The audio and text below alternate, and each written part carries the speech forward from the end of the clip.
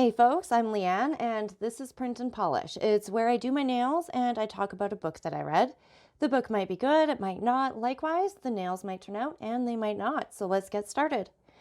It's time for The Final Girl Support Group by Grady Hendrix. The hardcover was published in 2021 and the paperback in 2022. So that came out to 352 pages.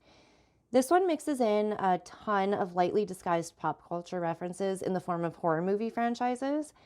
We are introduced to Lynette Tarkington, who is in therapy, and she has been for years because of the trauma she experienced as a teenager. A murderer got into her house, assaulted her, and left her for dead, while the murderer killed her family and some cops.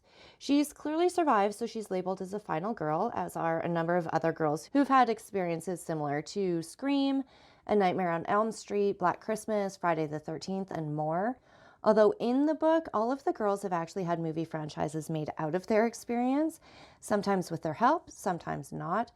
They're all final girls, and the therapist has kind of collected them to provide group therapy, which they've done together for years. The day the book starts, we find out that one of them, Adrienne, has been murdered. We see pretty quickly just how deep the effects of Lynette's trauma goes. She's incredibly paranoid. It takes her hours to get to group because of the very winding, circuitous way that she gets there on the bus. It's pretty much the only time she leaves her house. Outside of the group, her only friend is a plant named Fine. The entryway of her apartment is actually a cage with electromagnetic locks. She's known as the coward of the group, the one that runs and hides. Lynette is the first one to bring up that someone's out to kill all of the final girls, and over the course of time, she's absolutely right. Someone is.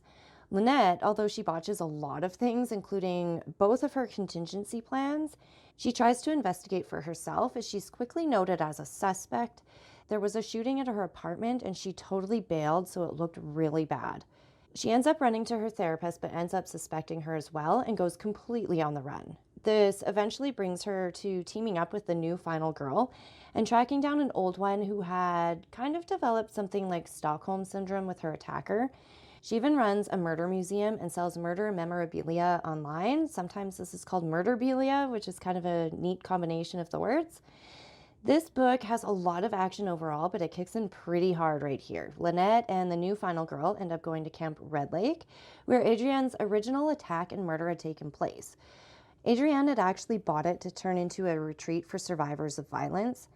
The finale happens at this camp, and there's the traditional run around the place and get attacked thing that horror movies are so fond of, and even in book form, it does not disappoint. It was so well done, and we also, of course, find out who the killer is. The throwbacks to all of my old favorite horror movies was terrific. I highly, highly enjoyed it.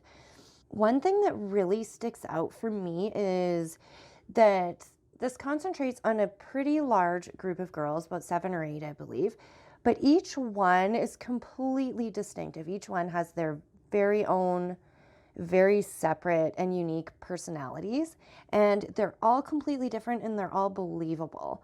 Not only that, we see their past, we have glimpses into their present, and we even see how they're struggling now. I also loved how in the midst of all the insanity, a few of the women banded together to do something so utterly thoughtful for the wife of one of their own, even though it nearly brought about their downfall. I've been raving about this book to my friends all week, so obviously I'm giving it a 5 out of 5. Now, if you're into horror movie franchises, this is definitely the book for you. And that's it for today, folks. Thank you so much for joining in. Links to the book and nail products are down below. If you think of a book that you'd like me to read or a nail design you want me to try, please let me know. I'm always willing to give it a go. And if you'd like to listen to something a little bit different, check out Owl About Stories.